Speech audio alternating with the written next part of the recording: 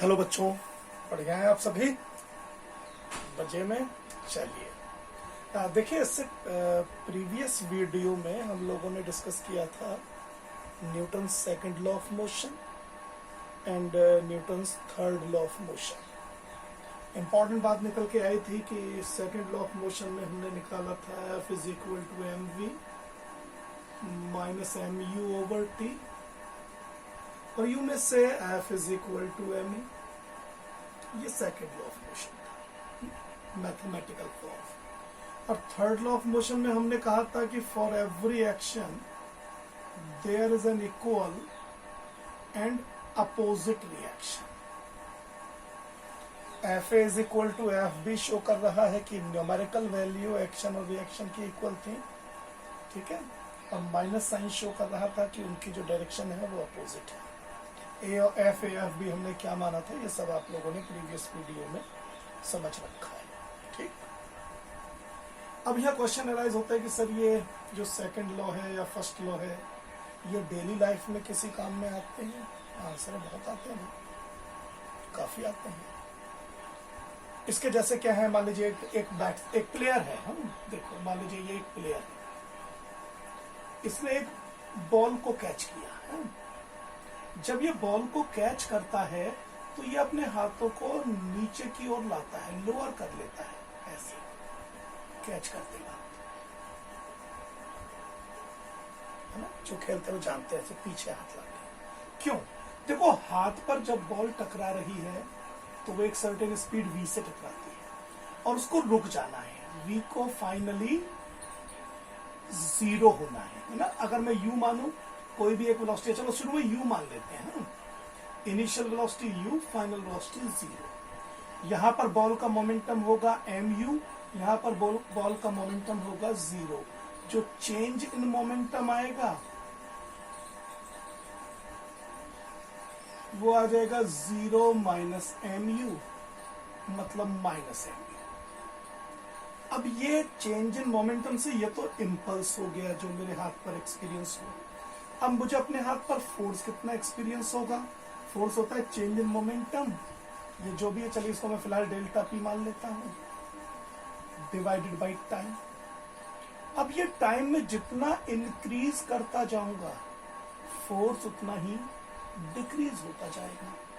देखिए, मोमेंटम तो मुझे mu से 0 ही करना है, पीछे हाथ लाने से मैं इस टाइम को इंक्रीज कर रहा हूं। अगर मैं वही की वही रोक देता तो इमीडिएटली मोमेंटम 0 हो जाता, the value of time becomes very small and a large force is exert by the ball on my hand and of course by me on the ball also. लेकिन ये फोर्स हर्ट करता। ऐसे ही जैसे wrestler वगैरह होते हैं, वो क्या करते हैं, वो सीधे ना कंक्रीट के फ्लोर पर कुश्ती नहीं लड़ते, वो या तो फोम के वो होंगे, मैट्रेसेस टाइप होते हैं, या अगर जमीन पर भी है तो वो मिट्टी को पहले खोद देते हैं। इससे क्या है, मान लीजिए अगर इन केस किसी पर्टिकुलर समय में मान लीजिए कोई प्लेयर जमीन पर गिरता भी है तो गिरते ही वो नहीं रुकेगा। मान लीजिए जस्ट इसको ग्राउंड को टच करते वक्त मान लीजिए उसकी वेलोसिटी v है, फाइनली उसको 0 होना है रुकने के बाद, लेकिन वो 0 होने में कितना ज्यादा टाइम लेगी, उतना ही फोर्स का इम्पैक्ट कम हो जाएगा। तो ये जो सॉइल वगैरह को जो हम फ्लफी बना देते हैं, उससे क्या फायदा होता है कि टकराने के बाद भी हम इमीडिएटली नहीं रुकते, थोड़ा सा वो नीचे की ओर दबती है, और ये थोड़ा सा जो इंक्रीज होता है टाइम में, यही सफिशिएंट होता है इस फोर्स को कम करने के लिए। आप अपना सामान वगैरह मंगाते हैं ऑनलाइन, उसमें भी आपने देखा होगा रैप कर देते हैं एयर बैलून्स वगैरह में ना, वो भी इसीलिए होता है। आप कभी क्रॉकरी देखिएगा, क्रॉकरी जो भी आएगी उसमें वो कागज के छोटे छोटे पीसेज या स्ट्रॉ या थर्मोकॉल ऐसी चीजें लगा देते हैं, उस सब का काम यही है। थर्ड लॉ का जहां तक सवाल है सर, ये तो सेकंड लॉ है सर, थर्ड लॉ कहाँ यूज होता है? सबसे पहले तो जब आप मूव करते हैं ना, उसी में थर्ड लॉ यूज होता है। थर्ड लॉ कैसे काम कर रहा है, ठीक है, आप चलते कैसे हैं, देखो मान लो ये अर्थ है, ये आप है, आप मान लीजिए चलना चाहते हैं, तो चलने के लिए आप अर्थ को अपने पैरों से पीछे की ओर धकेलते हैं, दैट इज एक्शन। ये फैक्शन नहीं है, it is force of action है। तो ये आपने एक्शन फोर्स लगाया पीछे की ओर, बदले में अर्थ आप पर फोर्स लगाएगी आगे की ओर, ये है फोर्स ऑफ रिएक्शन। आपके फोर्स से अर्थ तो पीछे नहीं जाएगी, लेकिन उस फोर्स से आप डेफिनेटली आगे की ओर बढ़ जाएंगे। ठीक, और भी है, और भी एग्जाम्पल है। जैसे मान लो एक आपके पास एक गन है, ये चलिए गन है, चलो मान लो ये गन है, ओके, चलो ये गन हो गई। यहां पर है, मान लीजिए इसमें ट्रिगर, ओके, ये ट्रिगर है। यहां पर क्या रहता है, ऐसे बुलेट रहती है, एक रफ आइडिया लगा लीजिए। यहां पर जैसे आप ट्रिगर को दबाते हैं, ये यहां पर एक स्ट्रक्चर होता है जो बुलेट को तेजी से टकराता है। तो ये वो सिनेरियो है जिसमें गन ने बुलेट पर फोर्स लगाया, बुलेट बड़ी तेजी से बाहर निकलती है। जो V होता है इट इज वेरी लार्ज। तो गन ने बुलेट पर फोर्स लगाया, लेकिन बदले में बुलेट भी गन पर फोर्स लगाती है और ये इसको पीछे की ओर धकेलती है विद सर्टेन वेलोसिटी। तो आप इसे एक्शन रिएक्शन कह सकते हैं। हालांकि इसको आप बहुत अच्छे तरीके से समझ सकते हैं using the law of conservation of momentum, जो हमारा अगला टॉपिक है। ठीक, लेकिन उससे पहले एक छोटा सा चीज आपसे और डिस्कस कर लें। कई बार ये आता है कि भाई आप प्रूव करके दिखाइए कि जो न्यूटन का सेकंड लॉ है वही मेन लॉ है। इनफैक्ट न्यूटन का first law of motion and even third law of motion, both of the law can be obtained using second law. मैं आपको यहां यह प्रूव करके दिखा रहा हूं कि हाउ कैन यू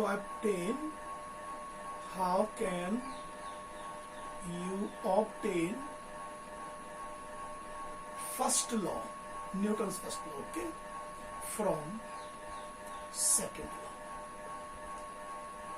या हम ये भी कह सकते हैं कि जो न्यूटन का फर्स्ट लॉ ऑफ मोशन है, याद है ना फर्स्ट लॉ ऑफ मोशन, एक ऑब्जेक्ट रुका हुआ है तो रुका रहेगा, चल रहा है तो चलता रहेगा, सेम डायरेक्शन में, सेम वेलोसिटी से, यानी सेम स्पीड से, जब तक कि उस पर कोई एक्सटर्नल अनबैलेंस फोर्स ना लगाया जाए। यानी अगर एक्सटर्नल फोर्स 0 है तो उसमें कोई एक्सेलरेशन नहीं होगा। ये फर्स्ट लॉ है। हम इसे सेकंड लॉ से फाइंड आउट करेंगे। देखिए सेकंड लॉ है क्या, अकॉर्डिंग टू सेकंड लॉ जो F होता है वो होता है mv minus mu upon t, delta T भी कह सकते हैं। अगर मैं यहां पर ये मान लूं कि if f is equal to 0, मैं सेकंड लॉ में f is equal to 0 apply करता हूं तो मुझे मिलेगा 0 is equal to mv minus mu over t। इससे मुझे मिलेगा mv minus mu is equal to 0। इससे मुझे मिलेगा mv is equal to mu और इससे मुझे मिलेगा v is equal to u। और फाइनली इससे मुझे क्या मिलेगा, हाँ, कि भैया जो स्पीड पहले थी वही स्पीड बाद में है। It is nothing but simply first law. हम शुरू सेकंड लॉ से हुए हैं, लेकिन फाइनल रिजल्ट मिला है कि if f is equal to 0 हो then there is no change in velocity। और यही फर्स्ट लॉ है कि अगर आप किसी ऑब्जेक्ट पर एक्सटर्नल फोर्स ना लगाएं तो उसकी वेलोसिटी में कोई चेंज नहीं आता है ना। Velocity includes both speed as well as direction. तो ये जब हम कहते हैं ना वेलोसिटी रिमेन्स सेम, तो हमारा मतलब दोनों चीजें हो गया। इसका मतलब ये हो गया कि वेलोसिटी भी सेम रहने वाली है, numerical value of velocity as well as direction both remains same. ठीक, चलिए अब हम इसका थ्योरी का लास्ट पार्ट करने जा रहे हैं, law of conservation of momentum. इसे समझेंगे क्या होता है law of conservation of momentum. ये लॉ ये कहता है कि in the absence of any external force, मान लीजिए कोई एक्सटर्नल फोर्स नहीं लगा हुआ है, ठीक, then total momentum of an isolated system is conserved. यानी अगर आप कोई बाहर से फोर्स ना लगाएं किसी सिस्टम पर, ठीक, तो उसका जो टोटल मोमेंटम होगा वो हमेशा फिक्स रहेगा। भले ही उस सिस्टम के जो पार्टिकल्स हैं वो म्यूचुअली आपस में कितना भी टकरा रहे हो, कुछ भी कर रहे हो, लेकिन जो टोटल मोमेंटम आएगा वो कंजर्व ही आएगा। ठीक, इसे ऐसे समझें, मान लो एक रूम है, ये एक रूम है, दरवाजा है, लेकिन इसे आपने बंद कर दिया, बंद कर दिया आपने दरवाजे को। अब इसमें बहुत सारे बच्चे हैं, ओके, आप भी हो सकते हैं, काफी सारे बच्चे हो सकते हैं। सिस्टम कंजर्व है, यानी ना तो यहां से अंदर से कोई चीज बाहर जा सकती है, ना बाहर से कोई चीज अंदर आ सकती है। इस तरीके का सिस्टम है। मान लीजिए किसी के पास, इन सब के पास अपने अपने पैसे हैं, किसी के पास 100 रुपए, किसी के पास 200 रुपए, किसी के पास 5 रुपए, किसी के पास ना भी हो, सबके पास कुछ पैसे हैं।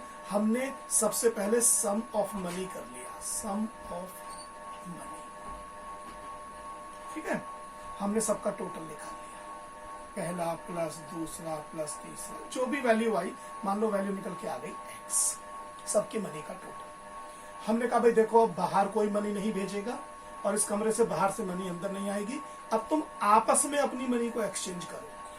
ये इसे भी दे सकता है मनी, इससे ले भी सकता है, ये इसे दे भी सकता है, ले भी सकता है, ये दे भी सकता है, ले भी सकता है, सब एक दूसरे से मनी दे भी सकते हैं, ले भी सकते हैं, सब ओपन है बिल्कुल सर, कोई भी किसी को मनी दो, किसी से मनी लो, ये उनकी अपनी चॉइस है, कुछ भी एक्सचेंज करो। हमने होने दिया एक्सचेंज। हमने कहा अब जरा सम ऑफ मनी निकालिए आफ्टर एक्सचेंज।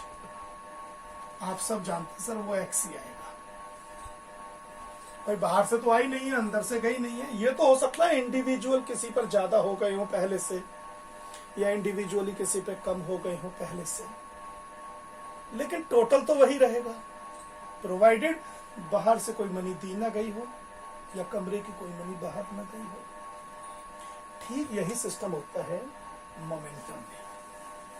जब आइसोलेटेड सिस्टम की बात होती है तो हम उन सारे पार्टिकल्स को कंसीडर करते हैं जिनमें मास भी है और जो किसी वेलोसिटी से चल भी रहे हैं। अब चाहे वो 1 हो, चाहे सर 2 हो, चाहे 3 हो, कितने भी हो, ये सब चल रहे होते हैं, सब में अपने अपने मोमेंटम होते हैं। मान लीजिए म्यूचुअली एक दूसरे से टकराते हैं, टकराने से क्या होता है, इनकी वेलोसिटीज में चेंज आ जाती है। वेलोसिटी में चेंज आने की वजह से इनके मोमेंटम में चेंज आने लगते हैं।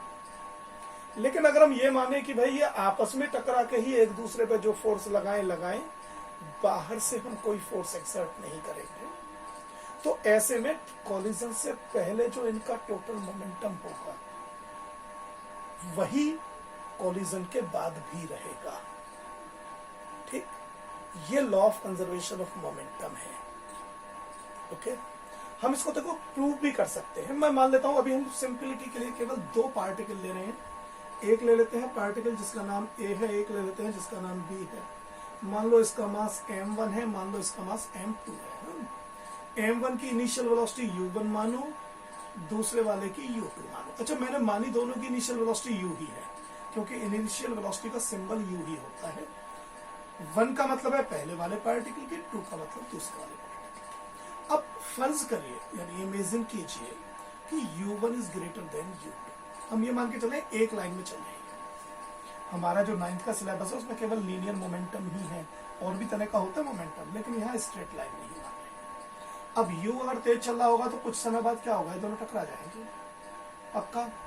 भाई पीछे जो आ रहा है वो तेज चल रहा है, तो जो m1 है वो यहाँ आ जाएगा जिसका नाम हमने a माना है, और m2 से टकरा जाएगा जिसका नाम हमने b माना है। अब टकराते वक्त ये इस पर एक फोर्स लगाएगा पक्का। a जब जाके टकराएगा तो मैं मान लेता हूं ये वो फोर्स है जो b पर लगा, ड्यू टू a। b मतलब है b को एक्सपीरियंस हुआ है a की वजह से, बदले में ये जो b है ये इस पर भी फोर्स लगाएगा। यही तो थर्ड लॉ है। मान लीजिए इसने जो फोर्स लगाया वो है जो a को एक्सपीरियंस हुआ, बट बिकॉज ऑफ b। अब देखो बी पहले आगे की ओर चल रहा था, इस पर फोर्स भी आगे की ओर लगा है। ए भी पहले आगे की ओर चल रहा था, लेकिन इस बार इस पर फोर्स बैक साइड में लगा है। तो रिजल्ट ये होगा कि अब ए की वेलोसिटी घट जाएगी, और जो बी था, जो पहले से ऑलरेडी इस डायरेक्शन में चला था, इसे फोर्स और लग गया, तो ये अपनी वेलोसिटी को बढ़ा लेगा, और अब बी तेज स्पीड से आगे की ओर जाएगा, ये थोड़ा स्लो स्पीड से जाएगा। मान लीजिए इसकी वेलोसिटी हो गई v1, इसकी वेलोसिटी हो गई v2, मास तो वही रहेंगे m1 और m2। ये ऑब्जेक्ट अभी भी ए ही है। मुझे ये शो करके दिखाना है कि जो टोटल मोमेंटम यहां पर था, वही टोटल मोमेंटम यहां पर भी है। मुझे क्या प्रूव करना है? To prove,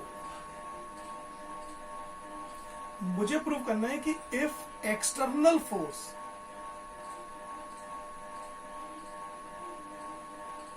then total momentum before collision must be equal to total momentum after collision। या ऐसे समझ लें, total momentum before collision इसका होगा m1u1 और इसका होगा m2u2। ये हो गया total momentum before collision। It should be equal to total momentum after collision, मतलब m1v1 प्लस m2v2। ये मुझे प्रूव करना है। चलिए प्रूव करते हैं इसका। इसके प्रूव करने का सबसे बढ़िया तरीका है, एक बार में केवल एक पार्टिकल को देखो। जैसे सबसे पहले देखो फॉर पार्टिकल ए, ठीक है। बताओ जरा इसका इनिशियल मोमेंटम कितना है? इनिशियल मोमेंटम आप कहेंगे सर वो है m1u1। इसका भैया फाइनल मोमेंटम कितना है? फाइनल मोमेंटम आप कहेंगे सर वो है m1v1, ठीक है। इसको अपने ऊपर फोर्स कितना एक्सपीरियंस हुआ है? ए वाले को अपने ऊपर फोर्स एक्सपीरियंस हुआ है FAB। अब जरा सेकंड लॉ लगाइए। तो यूजिंग सेकंड लॉ मैं कह सकता हूं कि FAB is equal to m1v1 minus m1u1 over delta T. Delta T वो टाइम है जितनी देर तक ये एक दूसरे के टच में रहे। अब ऐसे ही निकालिए जरा सर फॉर बी। अब बी के लिए देखिए क्या सिनेरियो बनेगा। इसका इनिशियल मोमेंटम कितना है? इसका इनिशियल मोमेंटम है बी का m2u2। हाँ जी, इसका फाइनल मोमेंटम कितना है? वो है m2v2। इसे अपने ऊपर कितना फोर्स फील हुआ है? FBA। और obviously according to second law FBA should be equal to m2v2 minus m2u2 divided by delta t। ये जो मैंने लगाया, ये मैंने न्यूटन के सेकंड लॉ यहां पर यूज किए हैं। अब थर्ड लॉ क्या कहता है ना? थर्ड लॉ सेज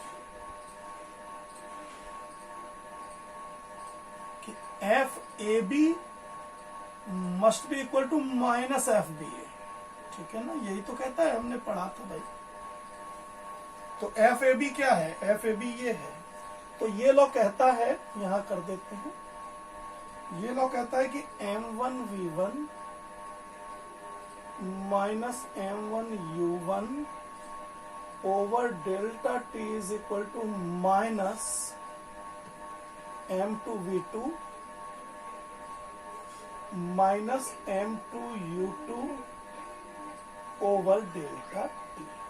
और डेल्टा टी से डेल्टा टी कैंसिल, ये बन गया m1v1 minus m1u1 is equal to minus m2v2 और माइनस माइनस प्लस m2u2। ऐसे लिख लो इसको, m1v1 प्लस इसको m2v2 को इधर ले आओ, प्लस M2V2, M1U1 को इधर लेके जाओ ऐसे, तो M1U1 प्लस M2, ये यही चीज है। ये क्या है? यह है total momentum after collision and it is nothing but simply total momentum before collision. और यही तो मुझे प्रूव करना था कि जो टोटल मोमेंटम कोलिजन के बाद आता है वही टोटल मोमेंटम कोलिजन के पहले भी आता है। लेकिन याद रखिएगा, मैंने यहां बस ये म्यूचुअली एक दूसरे पर कुछ भी फोर्स लगाए, एक्सटर्नली इस सिनेरियो में मैंने इनके ऊपर कोई फोर्स नहीं लगाया है। ये रूल सिर्फ तभी एप्लीकेबल है जब एक्सटर्नल फोर्स की वैल्यू 0 हो। ठीक, आई होप ये आपकी समझ में आ गया होगा। नहीं तो पॉज करके फिर से रूल देख लीजिएगा एक बार, या फिर से वीडियो को देखिए, बार बार देखिए। ठीक, थ्योरेटिकल तो इतना ही पार्ट है, थोड़ी सी न्यूमेरिकल आपसे और डिस्कस करेंगे नेक्स्ट वीडियो में। तब तक के लिए गुड बाय करते हैं आपसे।